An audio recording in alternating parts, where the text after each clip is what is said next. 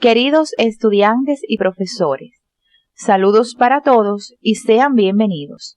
Como recordarán, en la actividad anterior orientamos lo relacionado con el desarrollo fetal normal y patológico, los defectos y malformaciones congénitas y la importancia de evaluar el crecimiento fetal, identificando los determinantes fetales, maternos y placentarios que influyen en el mismo. Para continuar con el tema, abordaremos aspectos generales de los tejidos básicos del organismo, diferenciados en el período embrionario y cuya interrelación y organización morfofuncional da lugar a la formación de los diferentes órganos y sistemas. En esta actividad abordaremos las características morfofuncionales de los tejidos epitelial y conectivo. Al concluir el estudio de estos contenidos, serán capaces de explicar las características morfofuncionales de los tejidos epitelial y conectivos generales, teniendo en cuenta sus variedades, localización, componentes y relaciones entre ellos. Además, podrán explicar las interrelaciones morfofuncionales que se establecen entre los componentes de las células absortiva y fagocítica.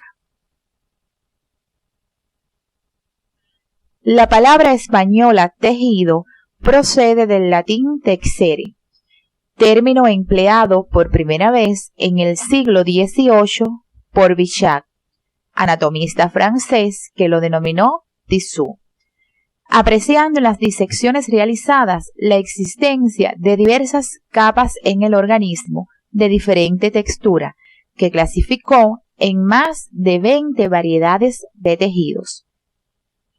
Ya en el siglo XIX, el descubrimiento del microscopio óptico permitió precisar que no había tantos tejidos como Bichat había descrito, sino que solo existían 4 tejidos básicos y que cada uno de ellos tenía 2 o más subtipos. A pesar de la gran complejidad del organismo y la amplia variedad de tipos celulares, existen 4 tejidos básicos: epitelial, conectivo, muscular y nervioso. Estos tejidos se disponen en proporciones variables para dar lugar a una forma de organización superior de la materia, los órganos y sistemas, por lo que al estudiarlos podrán observar la presencia de varios de ellos.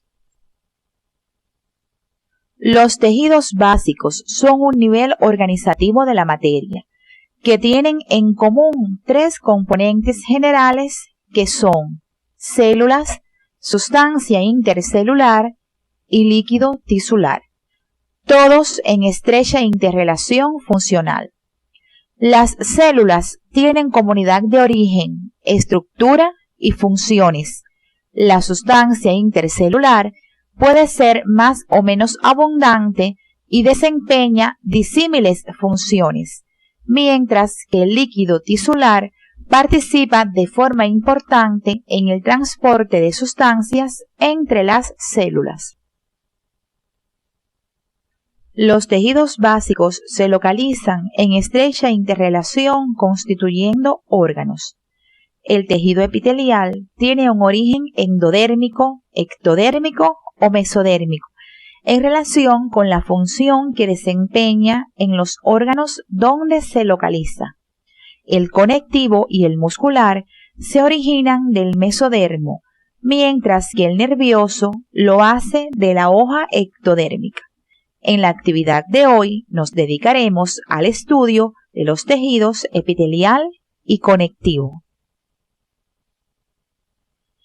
El tejido epitelial se caracteriza por estar constituido por gran cantidad de células muy unidas entre sí, que descansan sobre una membrana basal que las separa del tejido conectivo subyacente. Poseer escasa sustancia intercelular de tipo amorfo. Carecer de vasos sanguíneos, por lo que sus células se nutren por difusión del líquido tisular procedente de los vasos sanguíneos del tejido conectivo subyacente. Carecer de nervios solo presenta terminaciones nerviosas. Realizar funciones de protección, resección, intercambio, absorción y secreción. Es importante destacar que las células epiteliales presentan dos propiedades que las caracterizan: la cohesión y la polaridad. La cohesión se expresa en la tendencia que tienen a estar unidas fuertemente entre sí a través de los medios de unión lateral. La polaridad depende de la presencia de una superficie basal adjunta al tejido conjuntivo y una superficie apical libre o secretora dirigida a la superficie o a la luz de un órgano. Otro aspecto a tener en cuenta en la polaridad es la disposición particular y estable de los organitos citoplasmáticos y de las especializaciones de la superficie celular. Dependiendo de la disposición y función de las células, el tejido epitelial se clasifica en membranas de cubierta y revestimiento y epitelio glandular. Las membranas de cubierta y revestimiento recubren órganos y revisten cavidades. En la imagen observan un tipo de membrana. Fíjense en su relación con el tejido conectivo. El epitelio glandular puede ser endocrino y exocrino, según su origen y la disposición de sus células. En la imagen están observando la variedad endocrina. Las membranas de cubierta y revestimiento pueden ser de varios tipos, según el número de capas de células que la constituyen. Se pueden encontrar membranas simples que presentan una sola capa de células y las estratificadas que tienen más de una capa. Teniendo en cuenta la forma de las células de la capa más superficial, pueden ser planas, cúbicas y cilíndricas. Y de acuerdo a la presencia de otras células o especializaciones de la membrana celular, podemos encontrar membranas con células ciliadas, con microvellosidades, con células caliciformes y con queratina. A continuación veremos ejemplos de membranas simples. En esta imagen observamos la representación de algunas membranas de cubierta y revestimiento simples. Fíjense en su única capa de células, la que descansa sobre la membrana basal que la separa del tejido subyacente. En las membranas simples planas, como se observa en la imagen, las células son mucho más anchas que altas, dispuestas en una sola capa. En las membranas simples cúbicas, las células tienen aproximadamente el mismo ancho que alto y sus núcleos esféricos se disponen en el centro de la célula. Por su parte, en las membranas simples cilíndricas, las células son mucho más altas que anchas. Presentan núcleos ovalados situados en la base y a un mismo nivel.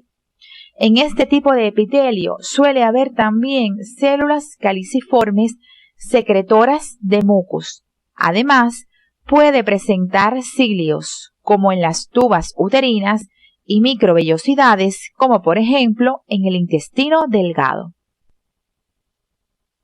En la imagen están observando ejemplos de localizaciones de la membrana simple plana. Este tipo de epitelio se localiza, entre otros sitios, en la capa parietal de la cápsula de Bowman y en la rama delgada del asa de Henle en el riñón, y en el revestimiento de los alvéolos pulmonares.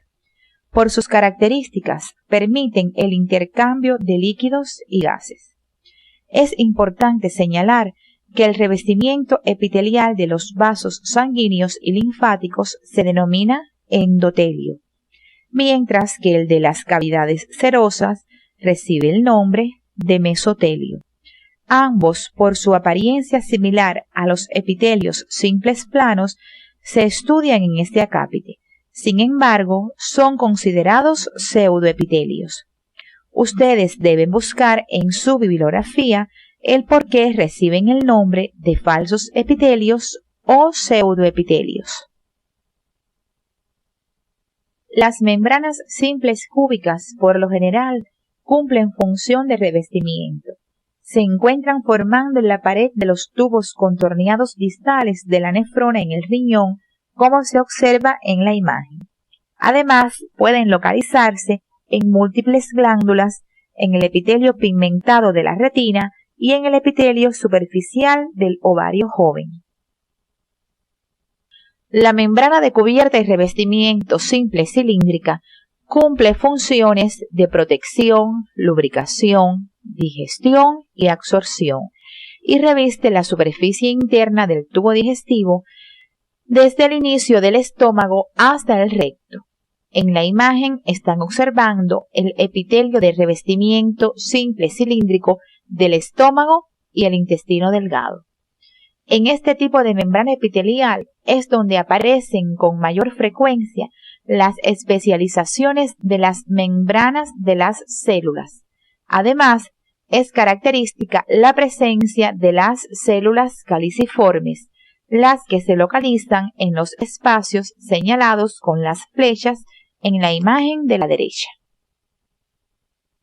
Además de los tipos de membranas simples mencionadas, existe una variedad de membrana epitelial simple formada por una sola capa donde todas las células que la integran están en contacto con la membrana basal, pero no todas llegan a la superficie del epitelio, por lo que se observan núcleos a diferentes niveles, dándole un aspecto estratificado.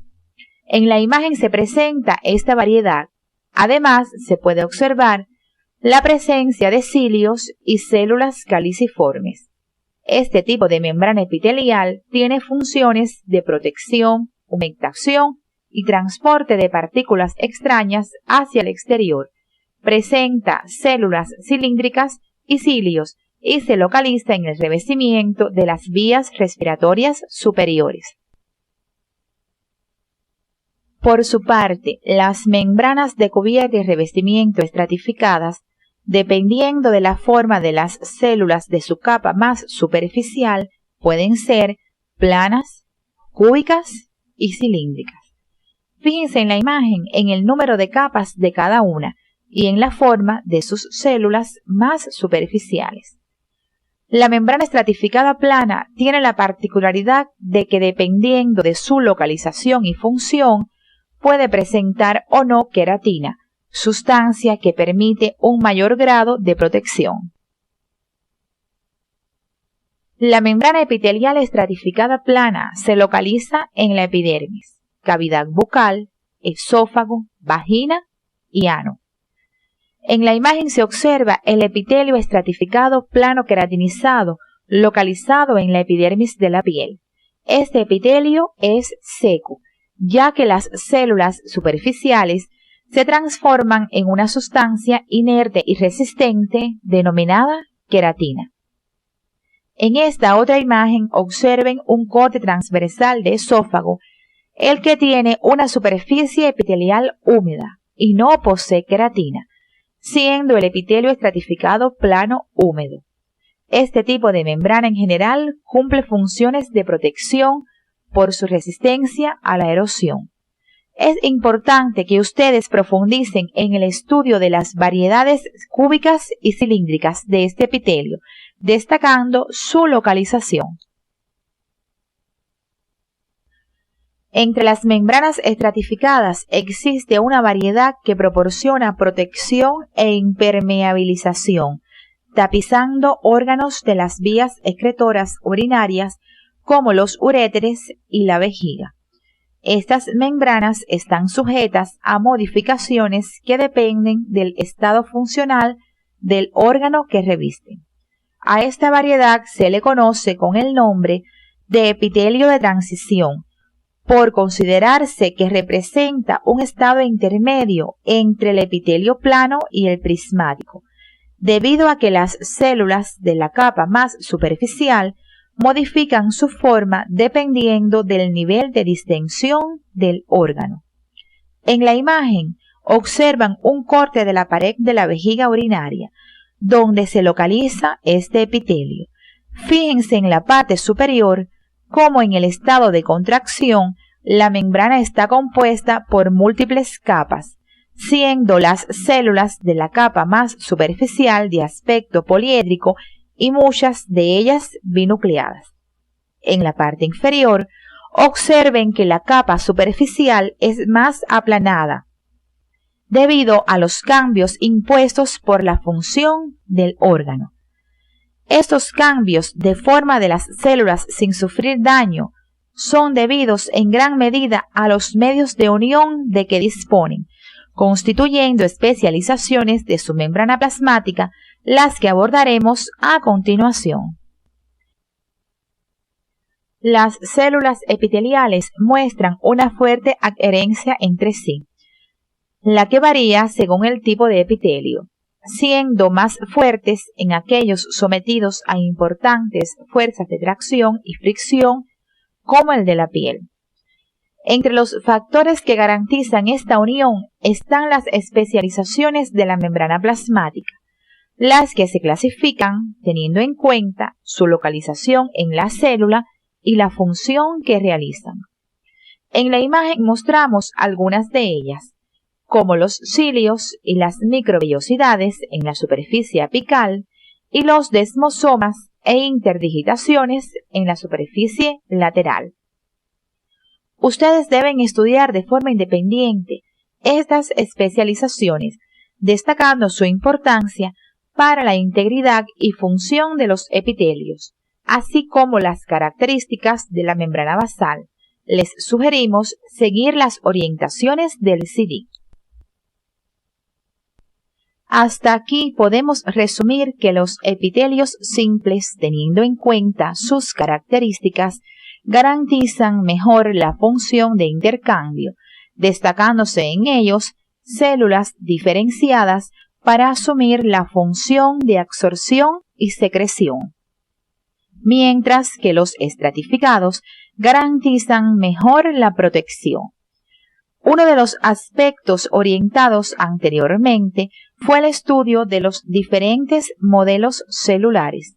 Ustedes deben rememorar estos contenidos siguiendo las orientaciones del CD de la asignatura, destacando en las células absortivas características morfofuncionales como la forma, el desarrollo de las especializaciones de la membrana y la interrelación de sus organitos citoplasmáticos más desarrollados.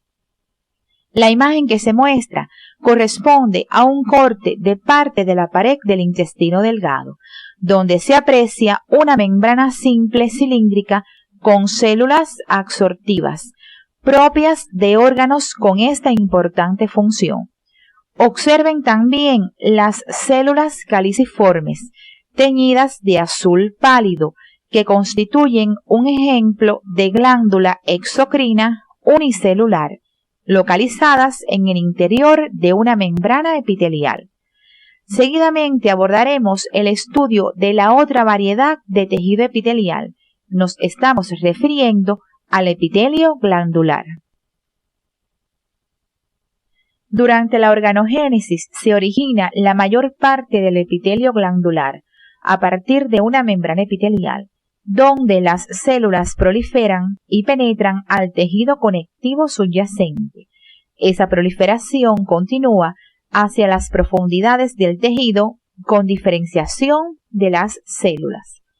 En el transcurso de su diferenciación y especialización, las células más superficiales pueden mantener el contacto con la superficie que les dio origen, formando una estructura que recibe el nombre de conducto, el que garantiza la salida de las secreciones producidas por las células más distales, las que se especializan en la secreción y se organizan constituyendo las unidades secretoras o acinos.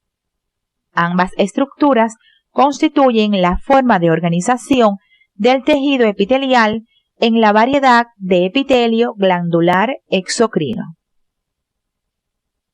Si durante el proceso de proliferación las células pierden la continuidad con la superficie que las originó, se forma la variedad de epitelio glandular endocrino. Estas células se disponen en acúmulos o masas, folículos o cordones, en estrecha relación con el tejido conectivo y los vasos sanguíneos y linfáticos donde vierten su secreción. A continuación les mostraremos ejemplos de glándulas donde las células se disponen de la forma descrita anteriormente. Las células organizadas formando masas o acúmulos se pueden encontrar en la adenohipófisis. Observen además las células dispuestas en hileras o cordones, característica de la capa fasciculada de la corteza suprarrenal. Y por último, en esta imagen, fíjense que las células se disponen alrededor de una cavidad llena de una sustancia producida por ellas, llamada coloide, formando una estructura que recibe el nombre de folículo. Es importante destacar que esta organización solamente la encontramos en la glándula tiroides.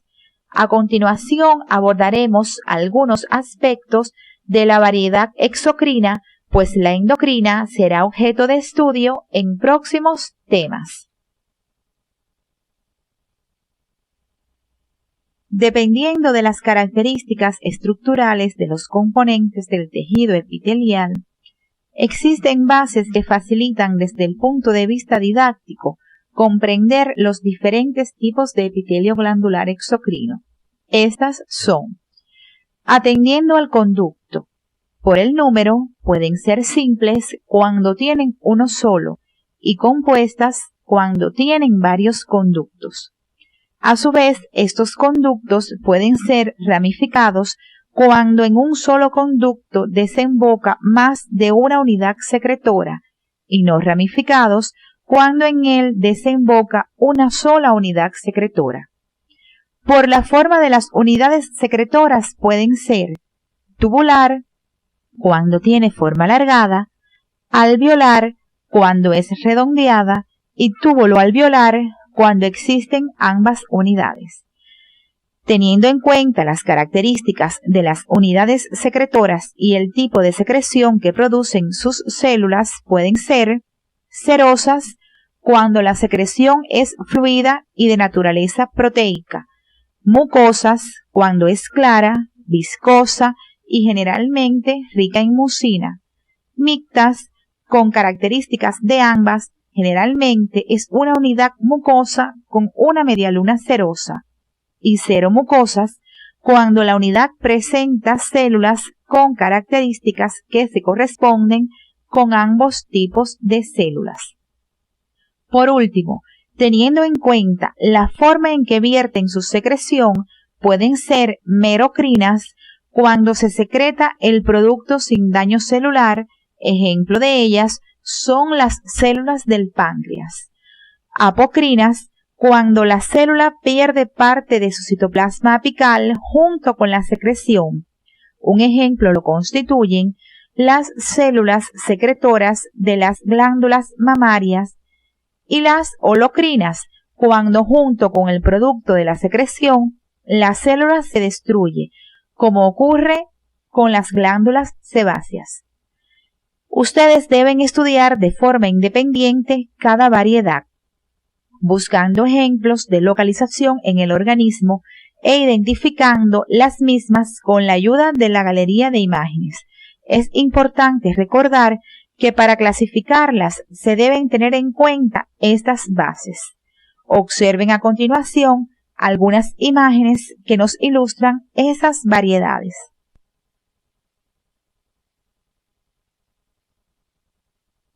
En la imagen se representa hacia la izquierda el epitelio glandular exocrino simple tubular. Fíjense que tiene solo un conducto, pero además Su unidad secretora es alargada, lo que lo hace tubular. En la imagen de la derecha se observa el epitelio glandular exocrino, compuesto ramificado tubuloalveolar, debido a que presenta más de un conducto desembocando en el conducto principal. A su vez, esta glándula es tubuloalveolar porque presenta unidades secretoras tubulares y alveolares. Noten además que en un mismo conducto desemboca más de una unidad secretora, haciéndolo ramificado. En esta imagen pueden observar las características de las unidades secretoras serosas, mucosas y mictas, así como la de las células que las constituyen. Deben profundizar en sus características morfofuncionales siguiendo las orientaciones del CD de la asignatura. Esta imagen representa las formas en que las células de las unidades secretoras pueden verter su secreción. Fíjense cómo en la merocrina solo se libera la secreción, mientras que en la apocrina y holocrina las células se afectan, en el primer caso con pérdida de parte del citoplasma apical y en el segundo con destrucción total de la célula. Observen a continuación algunas imágenes que representan este tipo de epitelio exocrino. Observen en esta fotomicrografía de un corte de la glándula submandibular las unidades secretoras mucosas y serosas. En esta otra imagen de la glándula sublingual, además de las unidades secretoras, observen los conductos. Es importante tener en cuenta que las células epiteliales pertenecen a la categoría de poblaciones lábiles o constantemente renovables, a partir de células indiferenciadas. Hasta aquí hemos orientado el estudio del tejido epitelial. Profundicen en cada variedad, poniendo ejemplos de localización de cada una de ellas en el organismo. Les sugerimos seguir las orientaciones del CD de la asignatura. Como hemos visto hasta ahora, el tejido epitelial carece de vasos sanguíneos. Entonces, ¿cómo logra su supervivencia? La respuesta a esta interrogante la encontraremos al estudiar las características morfofuncionales del tejido conectivo. El tejido conjuntivo es uno de los 4 tejidos básicos del organismo. Se distingue por su gran diversidad de células, las que se hallan separadas por cantidades variables de matriz extracelular. Se le denomina así por su función de mantener unidos los otros tejidos relacionándolos entre sí, evidenciándose de esta forma la dependencia y complementación tisular que existe a nivel de los órganos.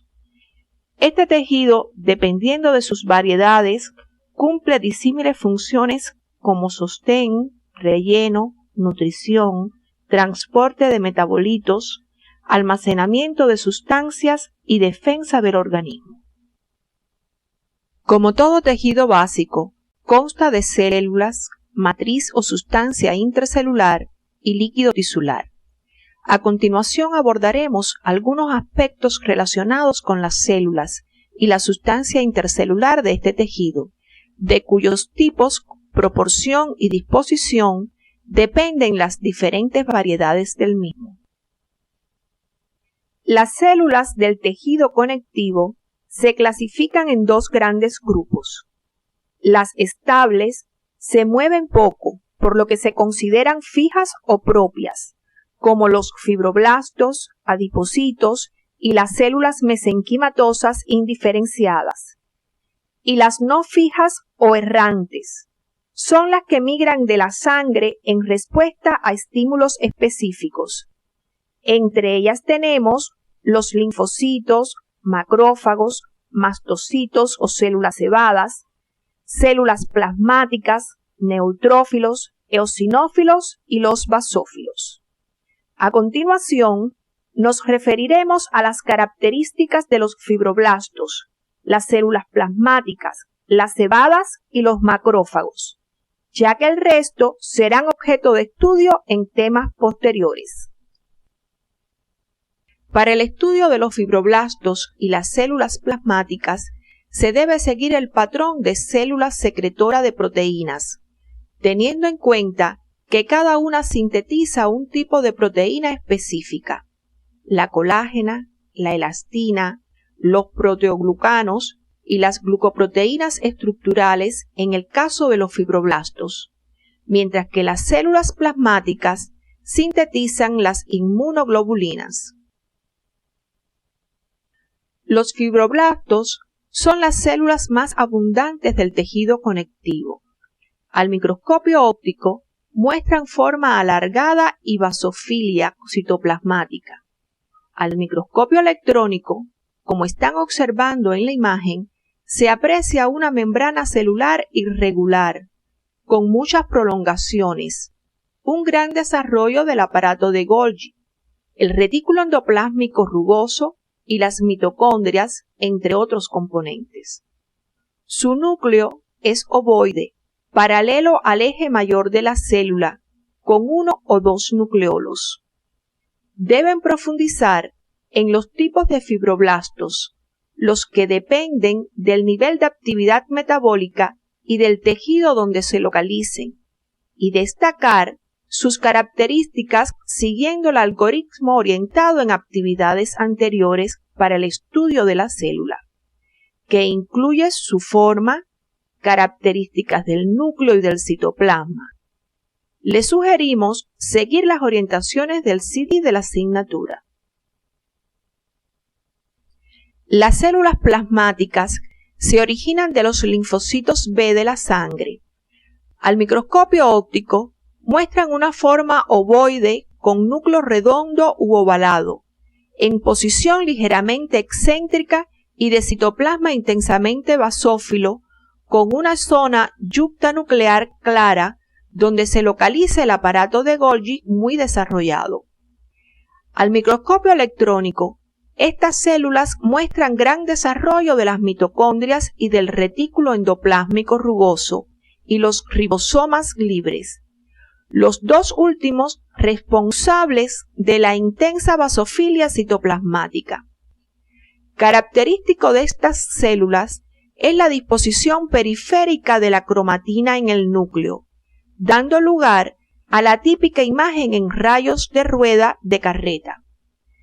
Estas células intervienen en las reacciones de defensa humoral del organismo de tipo antígeno-anticuerpo.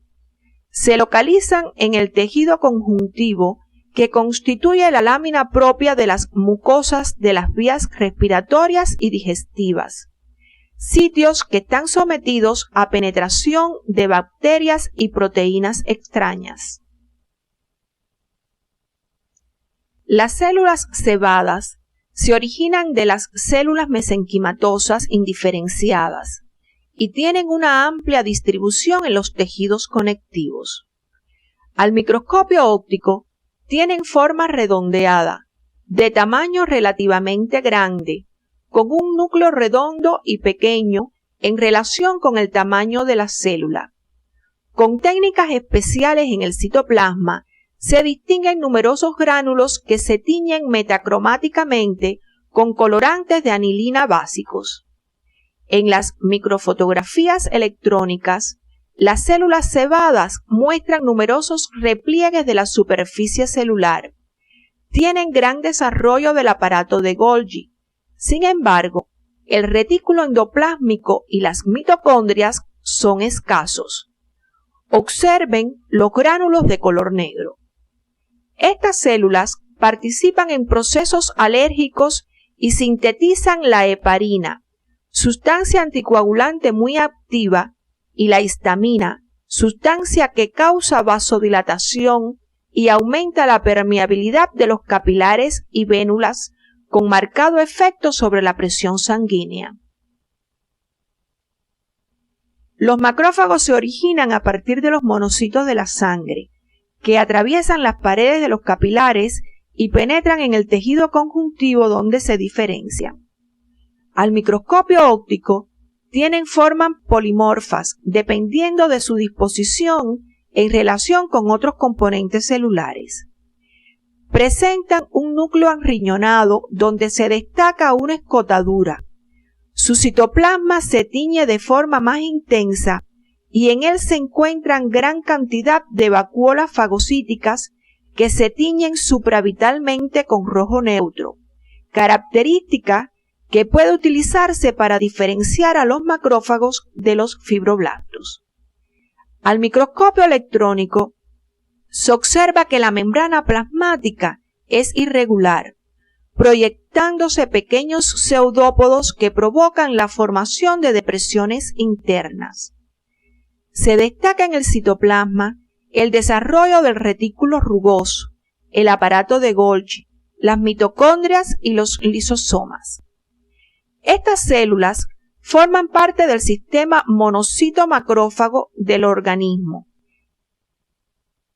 Las variedades y las diferentes funciones de los tejidos conectivos dependen en gran medida de los componentes, propiedades y distribución de la sustancia intercelular o matriz. La sustancia intercelular puede ser amorfa y formada. La amorfa, a su vez, puede ser fundamental y de cemento. La sustancia fundamental amorfa está constituida por agua, sales, minerales y los glucosaminoglicanos sulfatados y no sulfatados.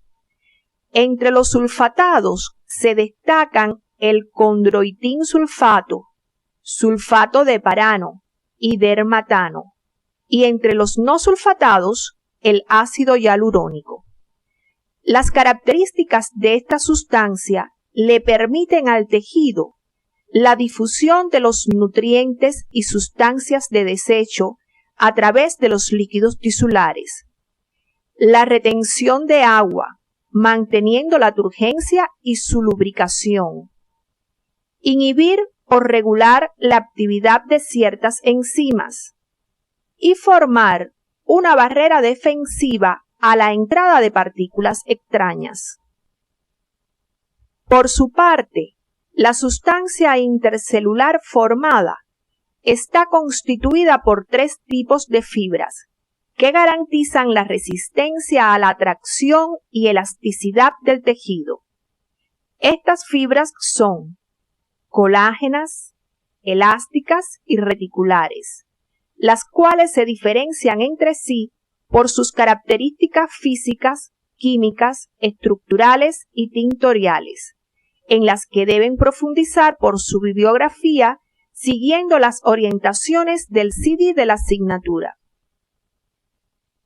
Teniendo en cuenta el tipo, proporción y disposición de las células y sustancia intercelular, los tejidos conectivos pueden ser generales y especiales. Estos últimos, a pesar de cumplir con las funciones generales, desempeñan otras específicas de cada tipo.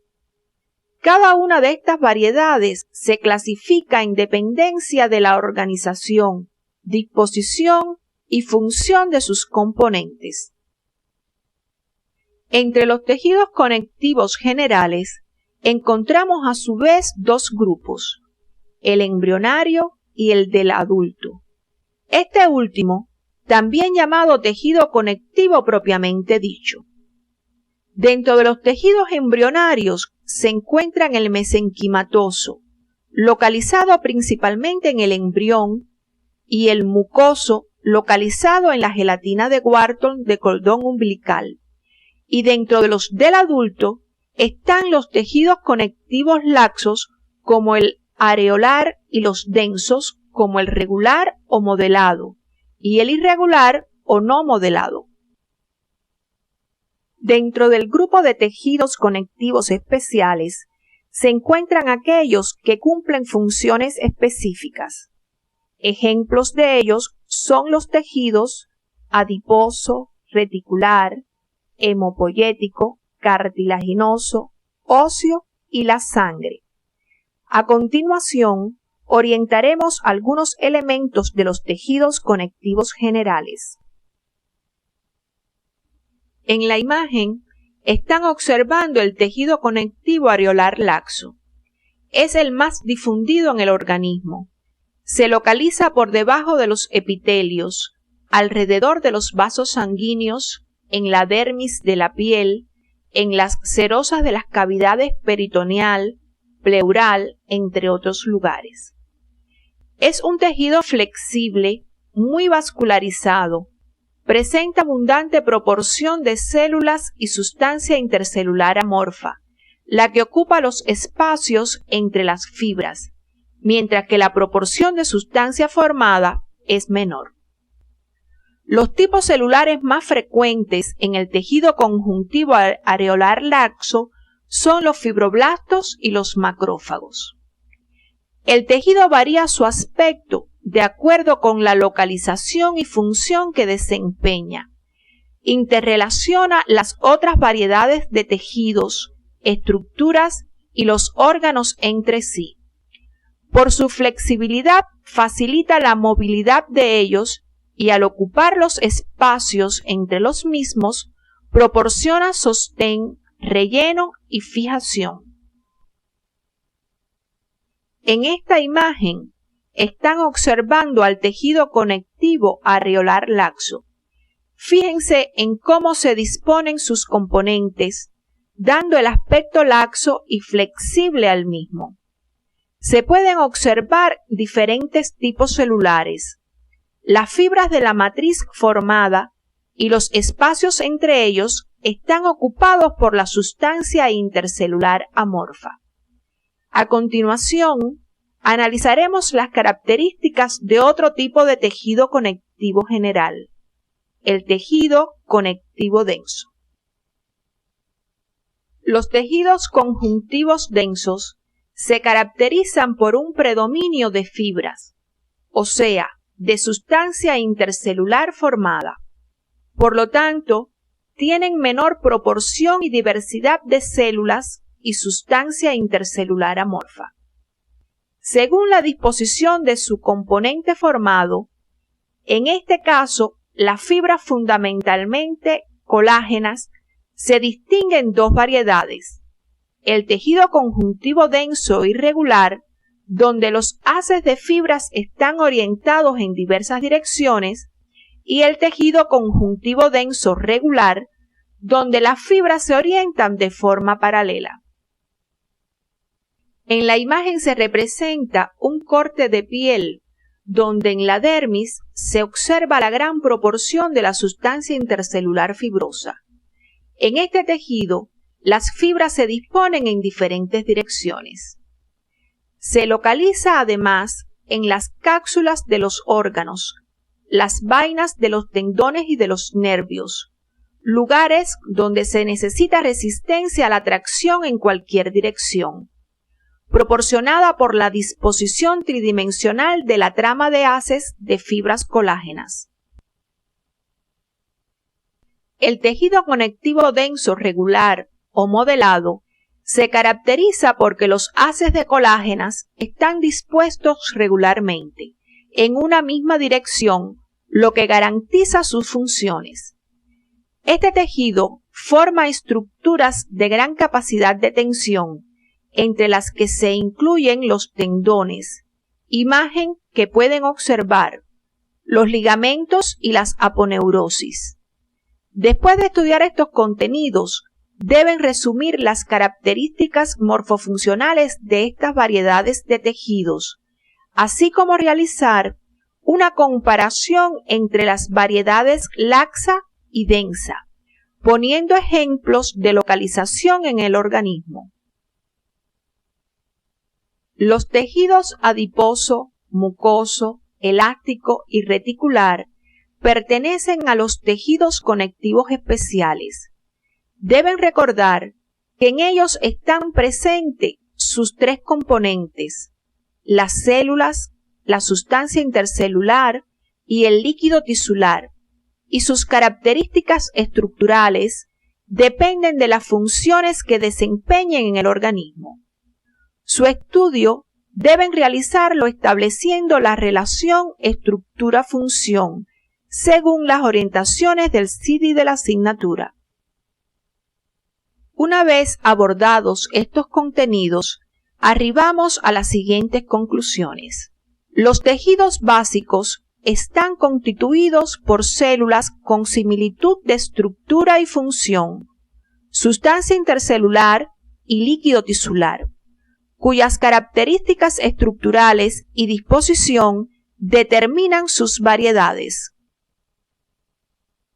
El tejido epitelial, según sus características morfofuncionales, se clasifica en membranas de cubierta y revestimiento y epitelio glandular, los que desempeñan funciones de intercambio, protección y secreción. El tejido conectivo se caracteriza por una gran diversidad de células, con abundante sustancia intercelular. Es muy vascularizado y cumple con las funciones de sostén, relleno, nutrición y defensa, entre otras.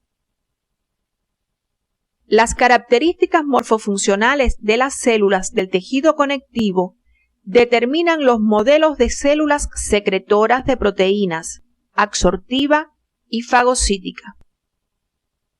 Hasta aquí hemos orientado los contenidos correspondientes a los tejidos epitelial y conectivo general, destacando su interrelación, las características morfofuncionales de sus diferentes variedades, así como ejemplos de localización de cada uno de ellos.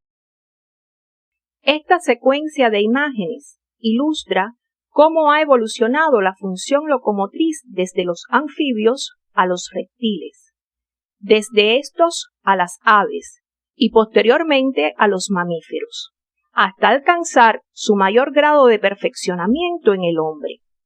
En todos los casos, se trata de sistemas de movimientos coordinados y armónicos, efectuados por los órganos del sistema osteomioarticular, cuyas características morfofuncionales en el humano comenzaremos a estudiar en la próxima actividad.